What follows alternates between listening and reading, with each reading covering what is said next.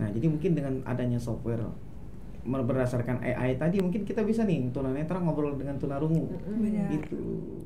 Ketika sesuatu yang kita lakukan itu tidak harus selalu membuahkan hasil yang instan, gitu, tapi akan ada hasil jangka panjang ke depannya, gitu. Betul, karena tidak ada yang instan sebenarnya. Nah, iya, mie instan aja harus digoreng dulu. Harus dimasak. Iya, betul.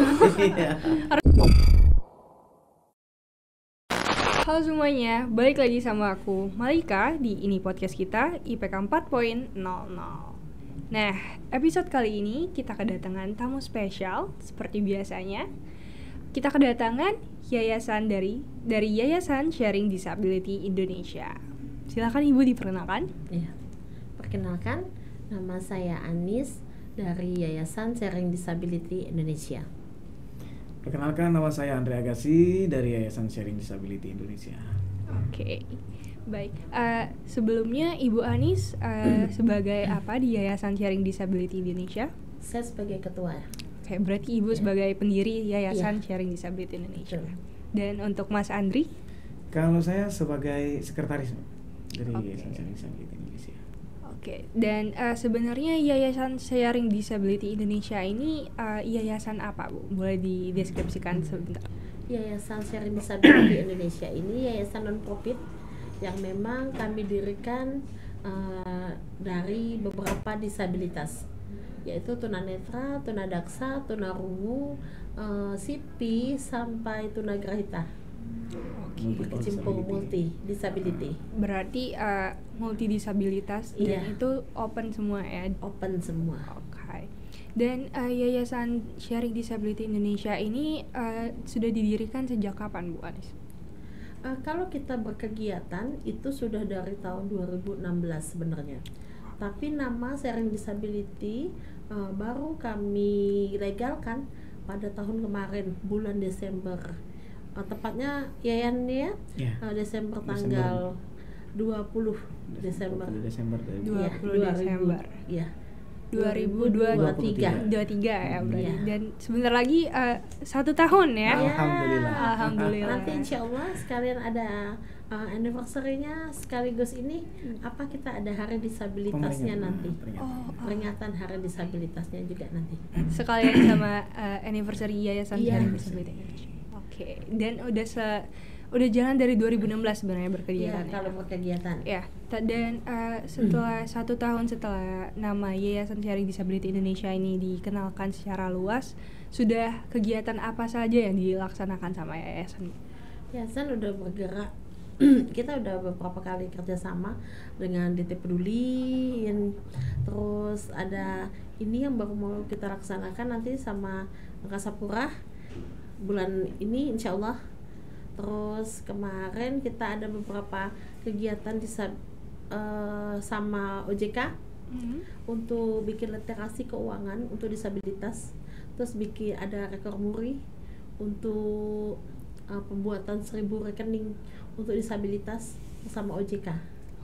Alhamdulillah pelan-pelan udah banyak banget ya. Lumayan. Iya. Dari 2016 tapi akhirnya di tahap ini ya. Kalau 2016 itu kita berkecimpungan kegiatan sosial saja, sosial bantuan alat, misalnya alat bantu dengar, kursi roda, protese, tongkat dan lain-lain gitu, terus sembako. Terus kalau berkegiatan untuk kerajinan itu pribadi kami udah dari tahun 2021, tapi berkelanjutan ini baru di yayasan ini 1 tahun mulai digalakan beragam keterampilan, terus pelatihan di sekretariat. Oke. Dan tapi dari tahap yang sudah dilaksanakan sama Yayasan Sharing Disability Indonesia ini kan udah panjang dan banyak ya. Tapi sebenarnya tujuan utama dari yayasan ini apa, Ibu? Tujuan utamanya itu untuk sama-sama mengangkat derajat kami disabilitas. Itu yang paling utama ya. Terus membuka aksesibilitas yang seluas-luasnya untuk disabilitas ini ya. Jadi lebih kesananya kami dan mempersatukan disabilitas. kemarin disabilitas itu mungkin Terkotak-kotak. terkotak-kotak ya katakanlah seperti itu. Jadi terkategorikan ya. iya, Ya. terkategorikan tunanetra sama tunanetra, tunarungu sama tunarungu, dan tunadaksa mungkin dan sebagainya lah. Nah, kita di sini kita pengen bersatu gitu. Karena mungkin dengan satu suara mungkin kita bisa merubah nih paradigma yang terjadi atas disabilitas selama ini gitu kan. Oke, berarti seperti komunitas ya, seperti Iya, itu ya Mas Andri. betul. Iya. Kalau di Sumatera Selatan ini kan kata-kata kan terkotak-kotak ya. Tunarungu mainnya sama tunarungu saja gitu ya. Karena keterbatasan komunikasi. Bahkan nasional Iya, ya. bahkan kota-kota. nasional ya. Bahkan nasional. Nggak di kota aja tapi sebenarnya Iya. iya. Tapi pengennya kita itu bisa kok sebenarnya tuh jalin komunikasinya.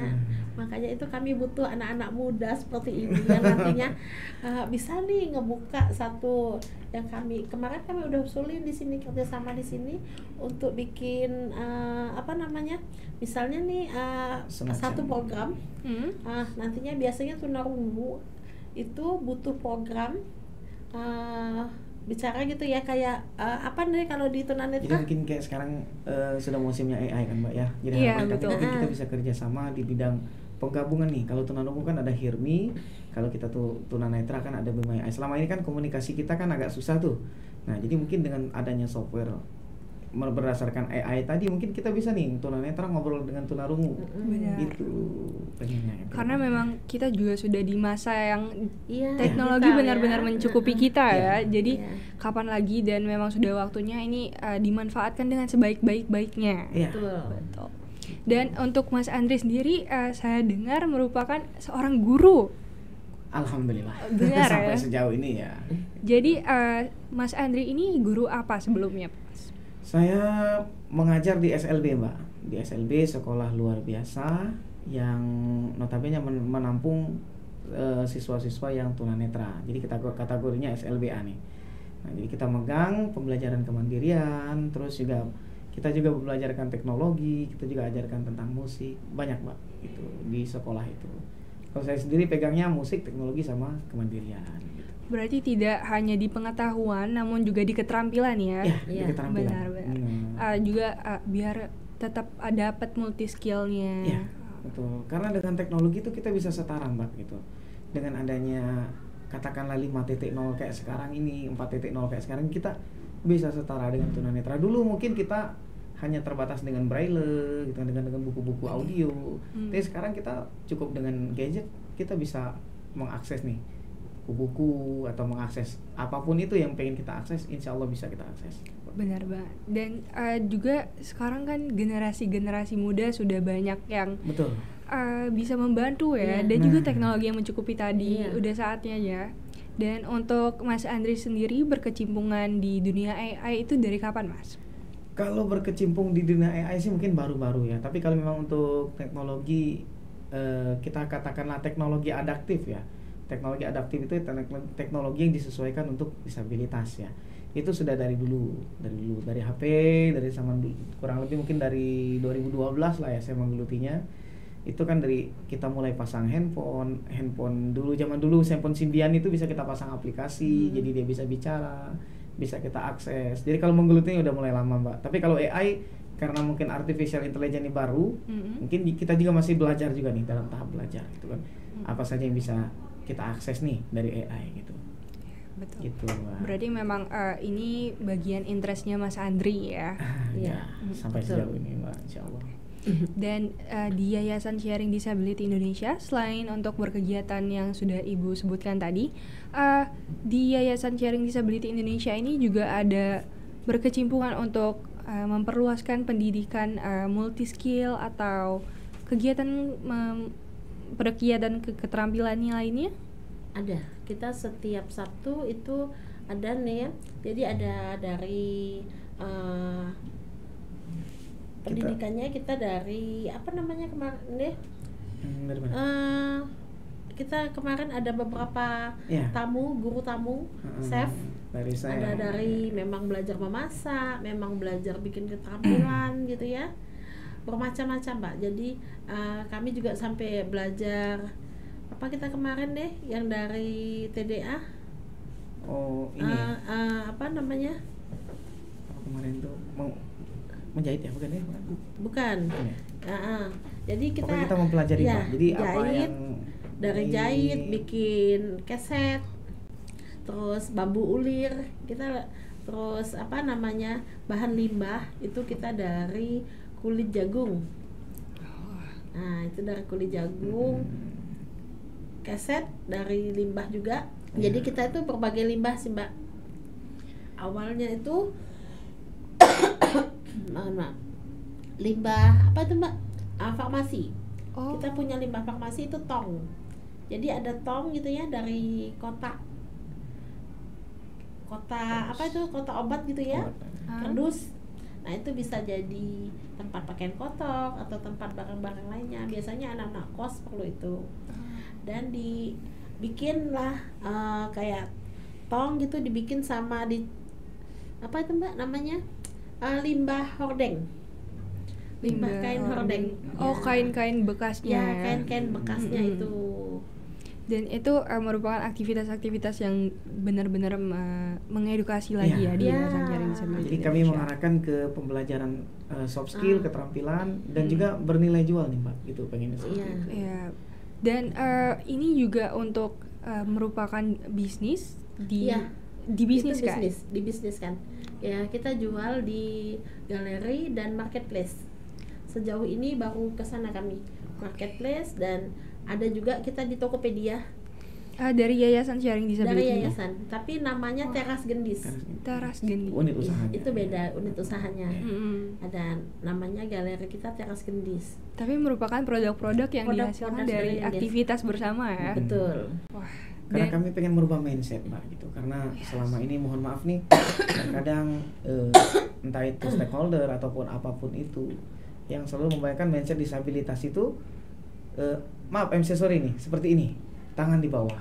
Nah kita merubah mindset nih, bagaimana caranya kita berjualan dulu, atau kita ada sesuatu yang kita jual dulu, baru nanti ke depannya kita baru mengajukan minta bantuan atau apapun itu, tapi kita sudah punya yang kita jual. Kalau selama ini kan kadang-kadang maaf nih, bukan kita mendiskreditkan teman-teman disabilitas yang lain nih, terkadang cuma sekedar minta bantuan tanpa tahu nih feedback apa yang bisa kita kasih ke yang ngasih bantuan ke kita, seperti itu. Berarti mengolah bantuan itu gitu loh, menjadi kami pengen merubah mindset itu. Biasanya kita begitu. Dan kita baru akan launching ini bulan Desember nanti, insya Allah pembuatan batik ciprat yang mulai akan produksi. Insya Allah awal tahun kita udah mulai produksi batik ciprat, dibikin fashion. Ini akan di outputkan di Teras Gendis? Iya. Wah, oke. Dan ini ada apa, yayasan dari yayasan ada sosial media juga? Ada.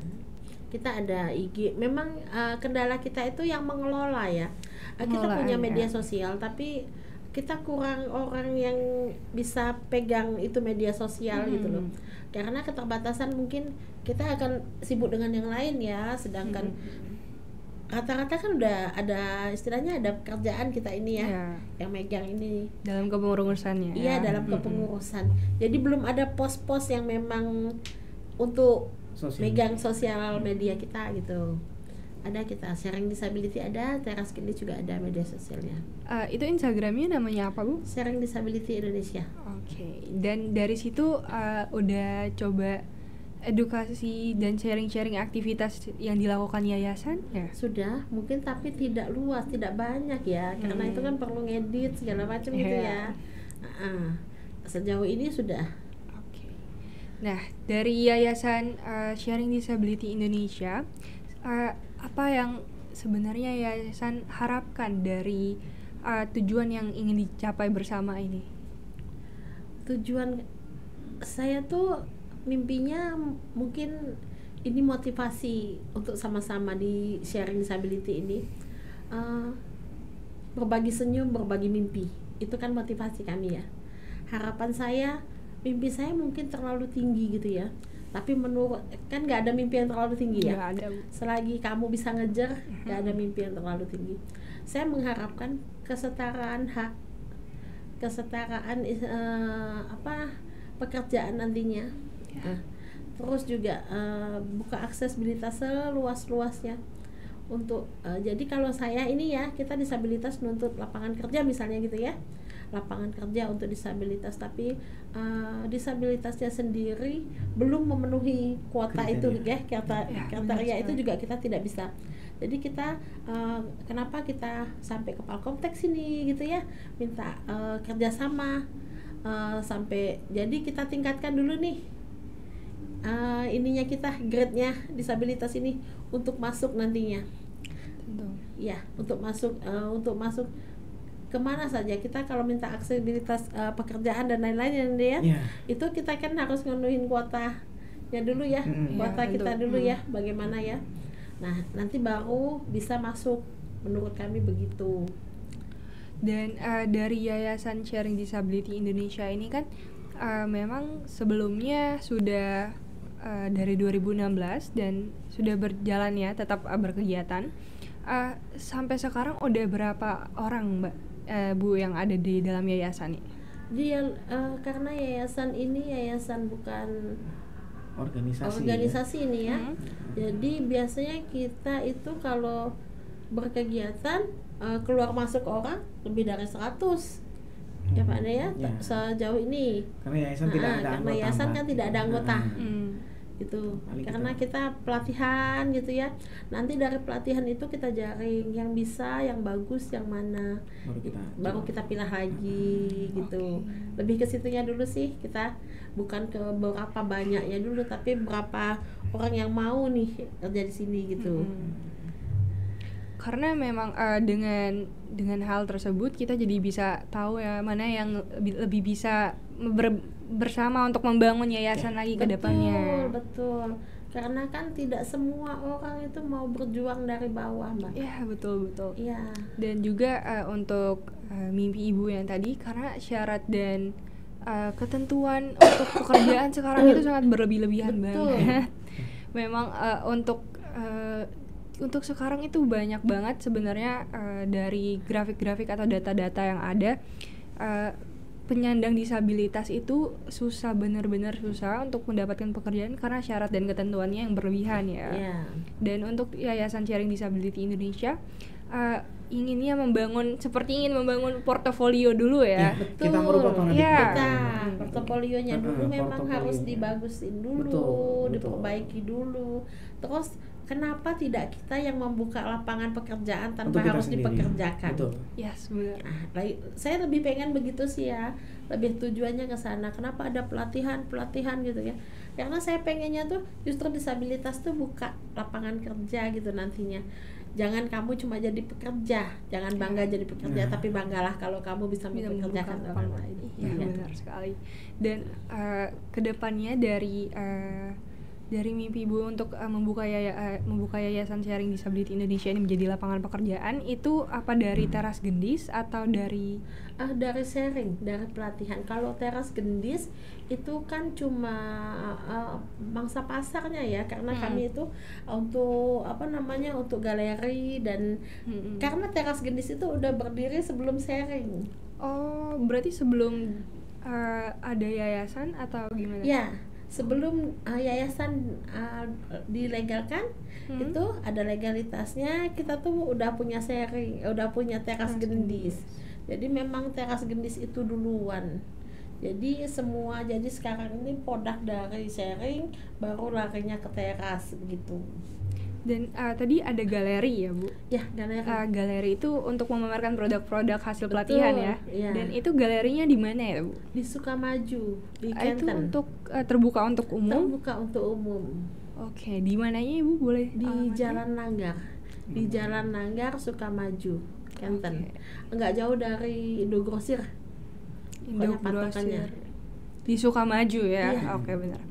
Jadi untuk teman-teman mungkin yang ingin melihat-lihat ke galeri Yayasan Sharing Disability Indonesia, boleh banget mampir di Jalan Langgar ya, di Sukamaju dekat Indogrosir. Iya. Dan untuk nama galerinya sendiri apa sama atau galerinya Teras Gendis. Galeri Teras Gendis. Iya. Jadi saya juga mau nambahin kepada teman-teman kalau yang ingin join amal ke sharing juga bisa. Kita ada namanya Join Amal, itu untuk tempat pelatihan sekaligus untuk bahan pelatihan Jadi kita buka namanya Saung Pintar. Saung Pintar. Saung Pintar. Ya, saat ini lagi proses pembangunan. Oke. Ya. Oke. Nah, selanjutnya dari Yayasan Sharing Disability Indonesia itu mungkin dari aktivitas dan pelatihan yang sedang dilakukan ya. Dan dari Mas Andri sendiri kan yang memang sedang berkecimpungan dengan AI ini, apa Mas Andri ada rencana untuk Yayasan Sharing Disability Indonesia untuk membawa teknologi ke dalam yayasan? Oh banyak Mbak gitu. Kalau untuk sementara itu tadi ya, kedepannya kita pengen adanya aplikasi yang bisa menjembatani tunanetra dan tunarungu berkomunikasi. Itu mungkin jangka pendeknya ya. Itu jangka panjangnya kita pengen nanti kedepannya kita ada pelatihan komputer bicara untuk tunanetra, pelatihan coding dan sebagainya itu bisa insya Allah mungkin kita laksanakan insya Allah gitu. Karena apa dengan teknologi itu semakin ya itu tadi Mbak ya, kita bisa semakin mengikuti tren zaman seperti itu gitu. Benar-benar. Dan untuk dari aplikasi yang ke pelatihan tadi itu seperti kayak ngoding dan pelajaran lainnya yang soft skill ya berarti. Dan itu rencananya Pak Mas Andri inginnya dibentuk seperti gimana Pak? Jadi kita pengen adanya pelatihan dulu Mbak gitu.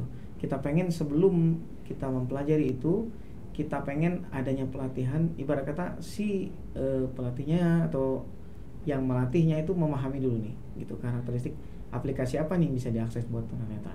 Baru kedepannya nanti baru kita latih seperti pada umumnya Mbak. Paling kita berbasis auditori kalau tunanetra ya. Yeah. Kalau untuk tunarungu mungkin kita berbasisnya visuali seperti itu atau penglihatan itu Mbak. Kalau tunanetra ada aplikasi khususnya berhubung dia auditori yang bisa membacakan seluruh yang ada di layar, namanya screen reader, mungkin Mbak pernah dengar. Ya. Dan dari Yayasan Sharing Disability Indonesia kan memang sudah terkecimpung juga di bagian sosial media, juga ke dalam bisnis ya. Dan semoga kedepannya ke dalam teknologi juga secepatnya. Amin. Dan untuk acara kedepannya nih di hari anniversary dan juga hari disabilitas. Hari peringatan Hari Internasional Disabilitas. Ya. Dan itu yayasan akan mengadakan acara apa itu, Bu? Insya Allah kita akan mengadakan Hari Disabilitas perayaannya di tanggal 18 Agustus Desember ya.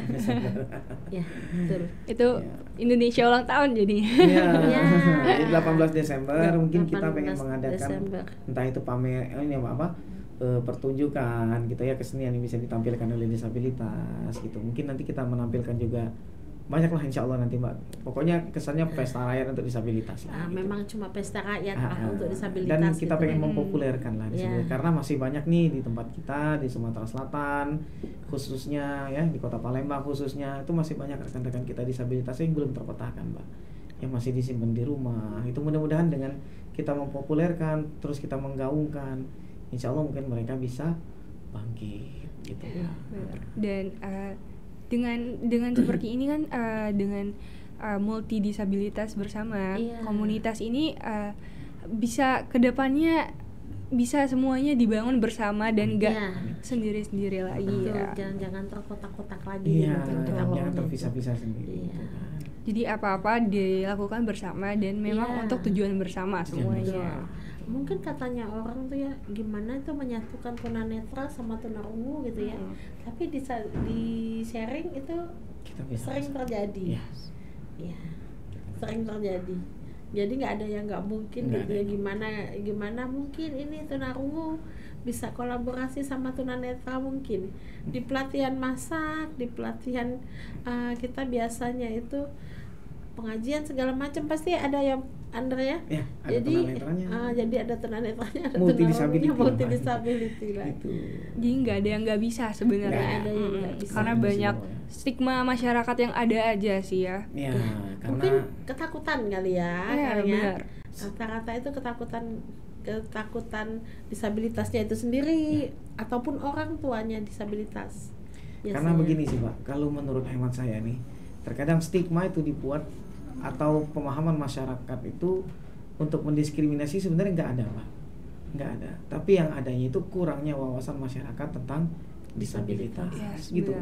Jadi mereka belum paham nih, oh ternyata disabilitas itu bisa apa, saya yang punya anak seperti ini bisa apa, sehingga memunculkan pemikiran-pemikiran yang buat mereka takut bahwasanya nanti gini, oh ternyata maaf disabilitasnya juga gini gitu. Ditambah juga diperparah juga mungkin di tempat kita masih banyak memang rekan-rekan kita disabilitas yang lebih memilih tangan di bawah. Mungkin bukan kita mendiskreditkan, tapi inilah fakta yang terjadi gitu.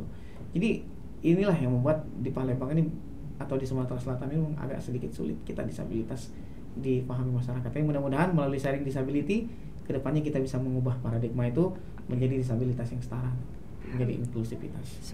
Semoga bisa memperluas ke masyarakat, jadi nggak wawasannya stop di stigma-stigma yang ada. Iya, betul. Karena sudah saatnya kita merubah pandangan kita kalau semuanya mohon maaf seperti yang tadi, disabilitas hanya tangan di bawah, karena sudah tidak bisa disatukan lagi seperti itu. Semuanya sudah nggak kayak gitu lagi ya, betul. Dan sudah saatnya juga kita semua untuk tahu wawasan yang sebenarnya ada. Dan karena sampai sekarang walaupun dengan teknologi yang ada, belum ada yang bisa, belum semuanya ya yang memiliki pengetahuan untuk menghapus stigma-stigma tersebut. Dan tidak semuanya yang memiliki pemikiran untuk seperti itu, termasuk disabilitasnya sendiri. Disabilitasnya itu kadang Mbak, kita ngerasa kita sebagai disabilitas juga mau berubah nggak sih kamu? Atau kamu mau di situ saja atau mau berubah gitu? Yang bisa menentukan diri kita sendiri. Ya benar sih, karena nggak cuma dari luar namun juga dari dalam tentunya. Betul. Ini pelatihan setengah mati misalnya, udah 1 bulan 2 bulan kamu ikut pelatihan segala macem, tapi kamunya nggak mau berubah di situ-situ aja, ya udah nggak gerak juga.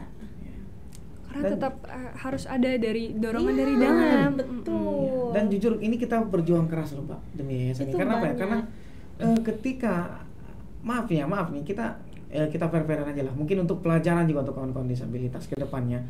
Ketika sesuatu kegiatan kita yang menghasilkan fee atau profit di situ, mungkin satu tribun bisa datang disabilitas Mbak. Betul. Gitu kan? Butuh disabilitas berapa kita punya. Tapi ketika kegiatan yang benar-benar kita sifatnya untuk kemajuan dan pelatihan, ya begitulah, bisa dikatakan sangat sedikit sekali. Nah jadi sekarang mindset disabilitas ini mudah-mudahan bisa berubah gitu. Bahwasanya kita tuh nggak harus selalu, ketika sesuatu yang kita lakukan itu tidak harus selalu membuahkan hasil yang instan gitu, tapi akan ada hasil jangka panjang ke depannya gitu. Betul, karena tidak ada yang instan sebenarnya. Iya, mie instan aja digoreng dulu. Harus dimasak. Iya betul. Harus buka bumbunya dulu ya Bu. Iya, gitu kan. Dan semoga dengan adanya Yayasan Sharing Disability Indonesia bisa merubah mindset yang ada ya. Amin. Dengan stigma masyarakat tentunya, karena semuanya adalah setara. Iya. Benar. Dan semoga dengan bantuan Yayasan Sharing Disability Indonesia bisa menyadarkan mindset yang dari dalam, juga tentunya stigma dari luar. Iya. Dan untuk Ibu dan Mas Andri, apa ada harapan sebelumnya untuk kedepannya di Yayasan Sharing Disability Indonesia? Harapan saya di Sharing Disability Indonesia ini kedepannya bisa lebih maju insya Allah, dan bisa lebih banyak merangkul teman-teman disabilitas yang mau bangkit, mau berjuang, mau berubah, mau berusaha. Insya Allah kita tidak tapi bersamailah yayasan ini. Saya pengennya itu disabilitas membersamain untuk sama-sama bangkit.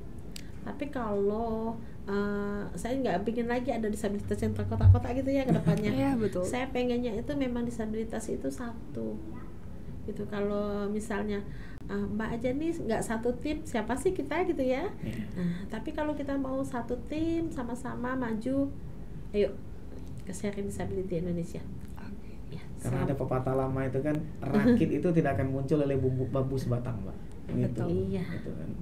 Dan untuk Mas Andri dan Bu Anis, mungkin ada pesan-pesan yang ingin disampaikan sama penonton kita di rumah sebelum kita tutup podcastnya. Ayo, pandai. Pesan-pesannya? Ya, mungkin pesannya untuk teman-teman untuk disabilitasnya sendiri, ya tetap semangat, ya rubah paradigma. Bahwasanya bukan kita atau bukan orang lain yang bisa merubah kita, tapi kita sendiri. Terus untuk Palkomtek tetap semangat, ya saya acungi jempol. Karena Palkomtek ya mungkin untuk di Sumsel ini mungkin ya walaupun tidak terlihat, tapi inilah yang aware dengan disabilitas ya, luar biasa.